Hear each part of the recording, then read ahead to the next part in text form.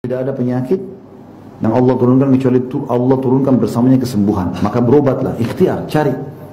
Lalu kata Nabi SAW dalam hadis yang lain, sesungguhnya kesembuhan terdapat dalam 3 jenis obat. Ya.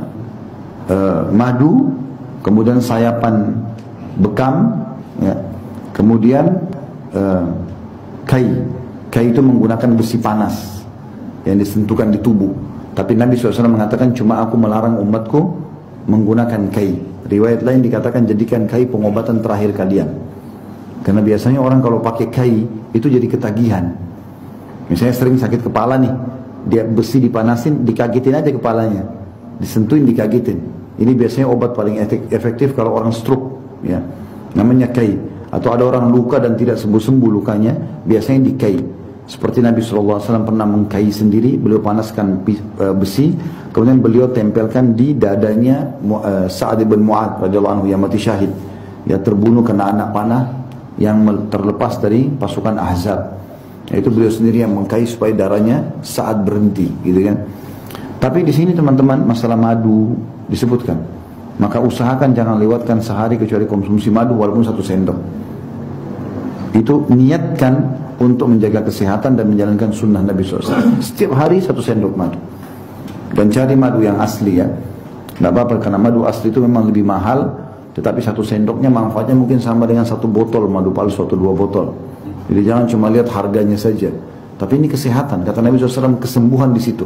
Kata sebagian ulama hadis, yang dimaksud kesembuhan adalah kalian tidak kena penyakit. Kalau belum kena penyakit, kalau ada penyakit bisa sembuh.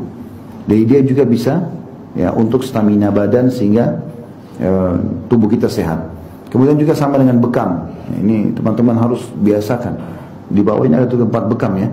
Bukan karena kebetulan kita di tempat bekam ini, ya. Tetapi memang itu hukum syar'i. Saya sudah berapa kali bilang kalau saya sedang mengisi pengajian dan teman-teman dai yang lainnya, teman-teman, kalau mengisi pengajian kami sedang menjelaskan hukum Islam dari awal turun sampai hari kiamat nanti. Baik, kemudian juga ada hadis Nabi SAW. Masalah madu ini penting. Kemudian masalah bekam penting, teman-teman sekalian. Yang paling afdal kalau untuk jaga kesehatan sebulan sekali. Yang paling afdal sebulan sekali.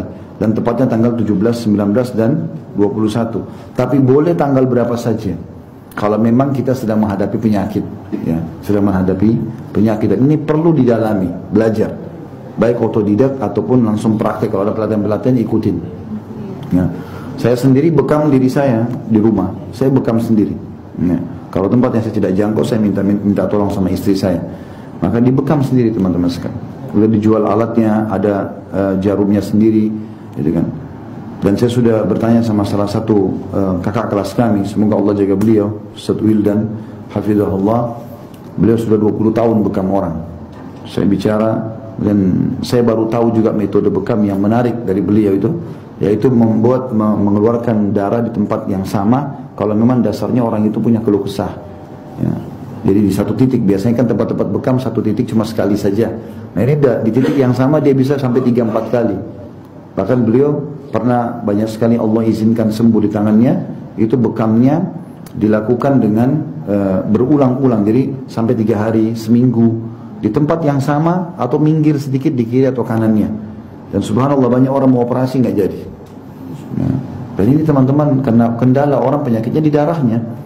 Kalau dikeluarkan itu kebaikan. Dan kata Nabi SAW ini penting, garis bawahi hadis ini. Kata Nabi SAW, waktu saya sedang mi'raj ke langit, tidak ada satupun malaikat yang saya temui kecuali mewasiatkan saya agar menyuruh umat saya untuk bekam. Semua malaikat suruh bekam. Perintah dari Allah SWT. Maka harus belajar ini, ya. Belajar bekam di tempat bekam. Kalau sama belum mahir atau kalau sudah belajar di titiknya lalu bekam, coba sendiri. Ada 9 titik di belakang yang memang menjadi standar kalau sebulan sekali. Tapi kalau lagi sakit boleh. Penyakit gula, penyakit apa saja bisa sembuh dengan itu, ya, penyakit apa saja. Karena Nabi SAW mengatakan kesembuhan ada. Tidak kenal penyakitnya apa. Di madu, di bekam dan kai. Juga kata Nabi SAW, habbatus sauda, biji hitam, obat untuk semua penyakit kecuali kematian. Kalau mati ada obatnya, bisa dengan habas sauda. Habas sauda itu jintan hitam kecil-kecil. Beli 1 kilo mungkin antum pakai kalau sendirian 10 tahun. Ya. Murah, banyak. Tapi cara pakainya memang ada. Biasanya kalau teman-teman tidak paham, mereka konsumsi banyak.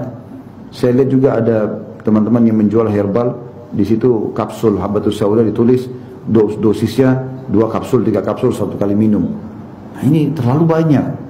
Saya pernah ketemu dengan seorang herbalis yang sangat senior, Masya Allah sudah berumur beliau, datang ke toko saya untuk saya jual biji Habatus Saudanya langsung. Nah, kadang-kadang saya konsumsi di madu. Dan beliau bilang, Ustaz ini sudah tahu cara pakainya. Ini kisah mungkin sekitar 8 tahun, 9 tahun yang lalu, 10 tahun yang lalu lah. Saya bilang, iya, setahu saya dikonsumsi. Biasanya saya dulu makan 1 sendok. Dulu saya punya mah. Kemudian saya konsumsi begitu malah kambuh mahnya. Kan jadi kontradiktif antara Nabi bilang obat, kok jadi tambah sakit, gitu kan? Ternyata tidak paham dosis. Gitu. Maka ada dosisnya. Beliau bilang ini Ustaz, sebenarnya Habatus Sauda ini memang kuat sekali. 1 butir aja sudah kuat sekali. 1 butir kecil itu sudah kuat sekali. Memang dia kuat sekali. Jadi kalau mau dipakai, saran saya 1 sendok madu 7 butir saja. 7 butir maksimal. Kalau mau ditaruh di kopi, di teh, di susu, 7 butir. Cukup, dihitung butir. Makanya tadi saya bilang 1 kilo itu bisa 10 tahun. Tuh. Nah. Tapi kalau orang tidak paham, nanti berpengaruh. Nanti dia sendawa, baunya bau Habatus Sauda semua. Karena banyak sekali dia minum. Ya. Makanya ada dosisnya. Maka dia obat untuk semua penyakit. Nah, ini bukan untuk mengurangi penjualannya teman-teman herbal ya. Tapi memang kita bicara real, karena ini kan pengobatan nabawi. Kita bukan targetnya main habisin jual produk, bukan. Tapi bagaimana kita memberikan pemahaman yang benar berhubungan dengan masalah itu. Tapi ini sama. Masalah madu, masalah Habatus Sauda, ini setiap hari. 1 sendok madu, 7 butir Habatus Sauda. Selalu. Ya. Itu sangat bagus gitu. Kalau mau dibuat dalam bentuk jus digabung sama kurma juga makanan favorit Nabi SAW. Kemudian dimasukkan daun bidara. Nah, buat jus daun bidara. Jadi kalau antum punya sihir, punya syaitan lari semua tuh dengan bidara. Itu kan racun bagi mereka. Maka itu dirutinkan buat minuman. Gitu. Saya pernah buat itu jus daun bidara, cemplungin 7 daun bidara, campur madu. Kalau mau pakai susu, mau pakai kurma, sari kurma bisa. Tapi itu sangat bagus ya. Ini semua penguatan-penguatan nabawi. Ya, sayangnya kita kadang-kadang lebih percaya dengan obat-obat yang belum jelas status kehalalannya dari orang non-muslim daripada produk-produk yang diajarkan oleh baginda Nabi alaihi